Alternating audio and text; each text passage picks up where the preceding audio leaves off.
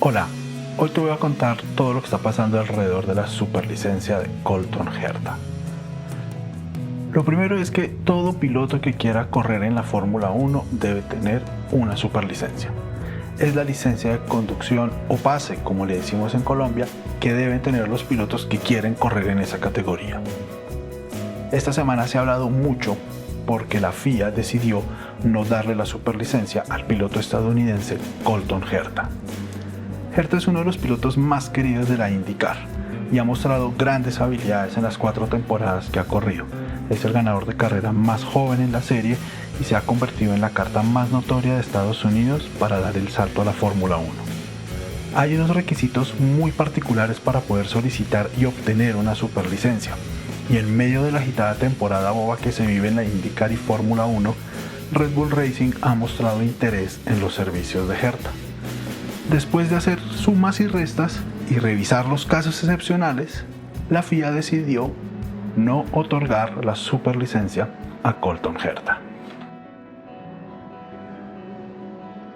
Para que podamos entender todo lo que está pasando, debemos recordar que desde el 2017 la Fórmula 1 es propiedad de Liberty Media, un gigante estadounidense de las comunicaciones con cadenas de televisión como DirecTV y la cadena de estaciones de radio SiriusXM. La Fórmula 1 ha mejorado y crecido en audiencia los últimos años. Parte de ese crecimiento es la serie Drive to Survive que puedes ver en Netflix. Después de su lanzamiento, la audiencia solo en Estados Unidos creció un 40%. Y eso obviamente ayuda para que se hayan podido celebrar el Gran Premio de Miami este año en el 2022 y a partir del 2023 el Gran Premio de Las Vegas. Ambos eventos están llamados a ser de los mejores en el calendario. Miami ya este año fue una gran sorpresa para todos. Y ahí entra también la solicitud que hizo Andretti Autosport para tener un nuevo equipo en la Fórmula 1. Andretti es una familia reconocida en el automovilismo mundial y sobre todo en Estados Unidos. Tiene equipos en la IndyCar y en sus series promocionales Indy Lights, Indy Pro, en la IMSA, en la Fórmula E, en la Extreme E y en los Supercars. Y por supuesto, Colton Herta es uno de sus pilotos. Esta solicitud, sin embargo, no ha sido bien recibida por varios directores de equipo en la Fórmula 1, especialmente Toto Wolff de Mercedes, que subestima el valor que puede traer Andretti a la Fórmula 1, basado principalmente en el hecho de que un equipo más también divide la torta de ganancias en una tajada adicional, pero ignorando o descontando el impacto que ha tenido Estados Unidos en los últimos años.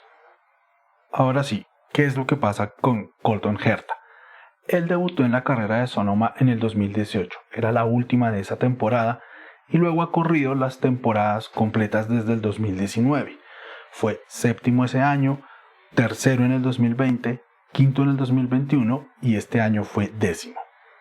El interés de Andretti en Fórmula 1 ha permitido que McLaren le dé a Herta la oportunidad de probar el coche del año pasado, del 2021, y dadas todas las cosas que han sucedido, Red Bull vio en Herta una buena opción para reemplazar a Pierre Gasly en Alfa Tauri y permitir que el francés corra para Alpine, que perdió a Piastri y a Alonso en cuestión de horas o meses, según el fallo de la Junta de Contrataciones. Sin embargo, el tema no es fácil. Para correr Fórmula 1 se necesita la superlicencia, que es ese documento que acredita a los pilotos de Fórmula 1 desde hace muchísimo tiempo. En el año 2015 se hicieron ajustes fuertes a la regulación para evitar que pilotos muy jóvenes, con poca experiencia en monoplazas, llegaran a la Fórmula 1 tan pronto, y también para que fuera más difícil que pilotos sin las capacidades deportivas llegaran solo por tener un respaldo financiero abultado. Max Verstappen había debutado en Fórmula 1 con apenas 17 años en el 2015 y ganó su primer Gran Premio al año siguiente. La broma de ese día era si podría beber champaña, pues por su edad todavía le faltaban varios años para poder tomar licor. Ni siquiera tenía en ese momento una licencia de conducción en Holanda. La superlicencia exige ahora que los pilotos tengan al menos 18 años cumplidos y tengan una licencia de conducir de algún país. Y además de eso, 40 puntos de la superlicencia. Ese número es muy importante. Lo voy a repetir. Los pilotos, para poder acceder a una superlicencia, tienen que tener 40 puntos de la superlicencia. ¿Cómo se obtienen los puntos de la superlicencia? Esos puntos se obtienen corriendo en diversas categorías de automovilismo del mundo que están en una lista que hizo la FIA y está en uno de los anexos del Código Deportivo Internacional. Por supuesto, las categorías sancionadas por la FIA, como la F2, la F3, las fórmulas regionales y las F4, otorgan puntos para eso. O sea que Sebastián Montoya, por haber corrido ya la F4 y estar corriendo la fórmula regional, va a recibir puntos para su superlicencia. Incluso los torneos de karting internacionales, el campeonato de duración, esos también dan puntos. Y también hay series que no son sancionadas por la FIA, como la IndyCar, la Indy Lights, la Indy Pro, incluso la NASCAR, la Superfórmula de Japón, que también dan esos puntos. Eso quiere decir que un piloto con suficiente experiencia en estas categorías puede sumar puntos para su superlicencia. Si un piloto es campeón de la IndyCar, recibe 40 puntos, suficiente para aplicar y obtener esa licencia sin ningún problema. Y entonces, ¿cuál es el problema de Colton Herta? Para contar los puntos se deben sumar los puntos correspondientes a los 3 años anteriores a la solicitud. En este caso serían los puntos del 2020, 21 y 22, pero no los puntos que esos torneos dan, sino los que la FIA determinó que puede otorgar para cada posición en el campeonato en esas categorías. Con esos resultados, según la tabla de la FIA, Herta hoy tendría 29 puntos. Pero, dadas las condiciones creadas por la pandemia de COVID-19, la FIA estableció que si en esos 3 años estaba en el 2020 o el 2021, se podía sumar un año más y tomar los 3 mejores resultados de los últimos 4 años. Cambiando el 10º lugar del 2022 por el 7º del 2019, Colton Herta suma 32 puntos, todavía a 8 de los 40 requeridos. Pero la FIA dio una ayuda adicional. Para esos casos, si el piloto tenía al menos 30 puntos y se demostraba que por situaciones ajenas al piloto o de fuerza mayor no se había podido lograr los 40 puntos, la FIA determinaría en cada caso si hacía una excepción.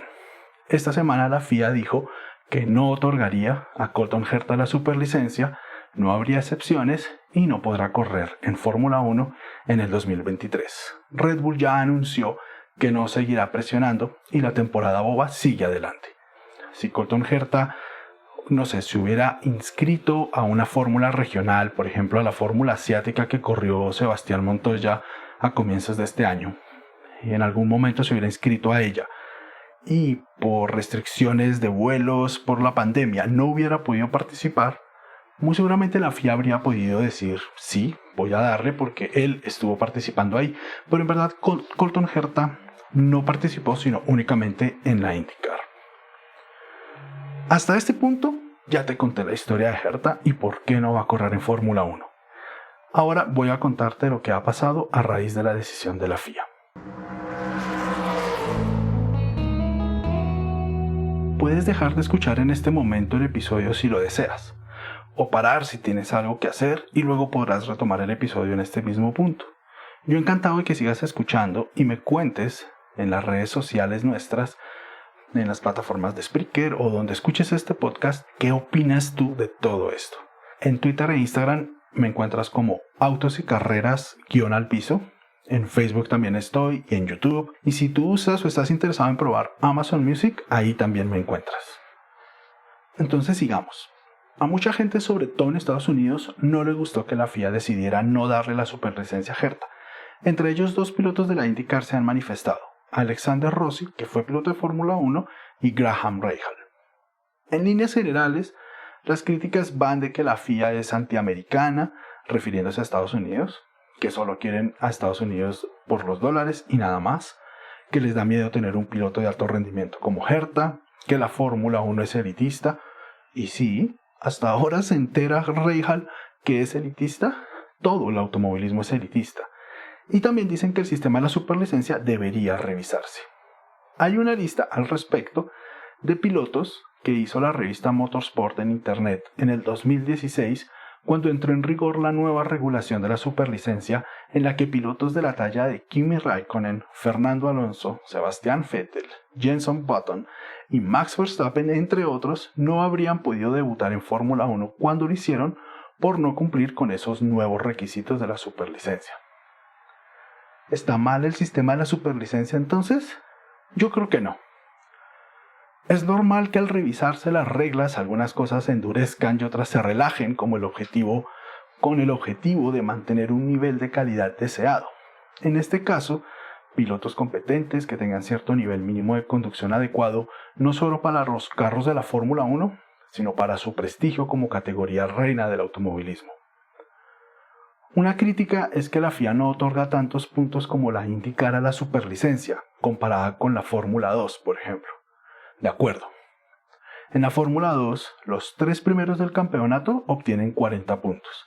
Es decir, que cualquiera de ellos podría tener esa licencia. En IndyCar solo el campeón obtiene 40 puntos. El segundo obtiene 30 y el tercero obtiene 20 puntos. Y yo sí creo que la IndyCar a nivel competitivo requiere tanto o más que la misma Fórmula 2. Seguro hay otras cosas como que los circuitos son diferentes y un piloto graduado de Fórmula 2 podría adaptarse más rápido porque no tiene que aprenderse varios de los circuitos, pero ya vimos en su momento a Jacques Villeneuve o Juan Montoya rendir sin problemas en sus transiciones de la IndyCar a la Fórmula 1. Por otro lado, entendería que la FIA se cuida de que sus categorías promocionales, es decir, la Fórmula 2, la Fórmula 3, las fórmulas regionales y las Fórmulas 4, sean más apetecidas por los pilotos. Ese es el negocio. La Fórmula 1 no es solo la Fórmula 1, es Fórmula 2, Fórmula 3, las fórmulas promocionales e incluso la Supercopa Porsche. De lo contrario, todo el mundo iría por el rumbo de la IndyCar, que es mucho más económico, y eso tampoco le interesa a la IndyCar, que en sí misma es una categoría de primer nivel que compite de tú a tú con la Fórmula 1 y no con la Fórmula 2. Si la IndyCar se vuelve un peldaño más hacia la Fórmula 1, pierde su lugar en el automovilismo mundial. A la IndyCar también le conviene ser una categoría atractiva para pilotos de primer nivel. Hemos visto a nombres como Grosjean, Johnson, Ericsson, Magnussen y el mismo Rossi correr en IndyCar después de su paso por categorías importantes como Fórmula 1 y NASCAR. Y también vimos en los últimos años que pilotos de altísimo nivel como Castroneves, Kanaan, Franchitti o Dixon se quedaron a hacer sus carreras en Estados Unidos en la IndyCar sin perseguir la Fórmula 1. Bueno, Franchitti probó alguna vez en Jaguar. Respecto a que la Fórmula 1 solo quiere el dinero de Estados Unidos y que no está interesada en sus pilotos, pues eso sí no tiene ningún sentido. La Fórmula 1 es una empresa estadounidense. Liberty Media, que gana dinero en Europa y Medio Oriente por llevar la Fórmula 1, saca dólares de allá o dinero de allá y lo lleva a Estados Unidos. Y tendrá a partir del 2023 3 grandes premios en suelo estadounidense. Eso no ha pasado antes en Fórmula 1, sino en el año de la pandemia que hubo 3 carreras en Italia. Y tiene además audiencia suficiente para tener otro gran premio en la costa este del cual ya se está hablando. Así que ni siquiera vale la pena ahondar en esto. Es un disparate realmente. Finalmente dicen que les da miedo llevar un piloto talentoso. No voy a negar el desempeño sobresaliente de Colton Herta. Ha sido una maravilla. Verlo correr es divertido, pero este año cometió varios errores y no ha podido cosechar buenos resultados. Su equipo Andretti tampoco estuvo a la altura, es verdad, pero pues así es el automovilismo. No todo el mundo llega a un gran equipo y por eso las categorías promocionales de la FIA, Fórmula 2, Fórmula 3, las regionales y la 4, son categorías spec, o sea que todos los equipos corren con el mismo paquete mecánico y aerodinámico. Así que yo creo que Herta ha tenido su oportunidad y no lo ha logrado. ¿Qué duele? Sí. Sería chévere ver un piloto de IndyCar en Fórmula 1 pronto, pero hay varios que pueden dar ese salto como Alex Palou, Patricio Howard, que ya han probado en Fórmula 1 con McLaren. Justo esta semana que pasó, McLaren estuvo en Cataluña probando con ellos dos. Pato Howard incluso tiene más puntos que Herta para la superlicencia. Para obtener los puntos suficientes que le faltan en este momento, debería ser al menos tercero en la temporada 2023. Palou, que fue campeón en el 2021, puede estar tranquilo e incluso aprovechar esto que queda de año y el próximo para hacer test en Fórmula 1, de pronto ir a una práctica de un viernes que también da puntos. Ellos dos, sin embargo, no son estadounidenses. Logan Sargent es el piloto de Estados Unidos, que en el 2020 fue en Fórmula 2 tercero, en el 2021 fue séptimo y ahora va tercero en la Fórmula 2. Con eso es suficiente para obtener la superlicencia y correr en Fórmula 1 incluso el próximo año. Pero en Estados Unidos parece también que lo único que les importa es el que menos resultados tiene, que es Colton Herta, para obtener la superlicencia. Así que, en resumen, yo estoy de acuerdo con la decisión de la FIA. Me encantaría ver pilotos de IndyCar corriendo en Fórmula 1, estoy seguro de que no van a decepcionar, pero hay reglas que no son nuevas y toca cumplirlas.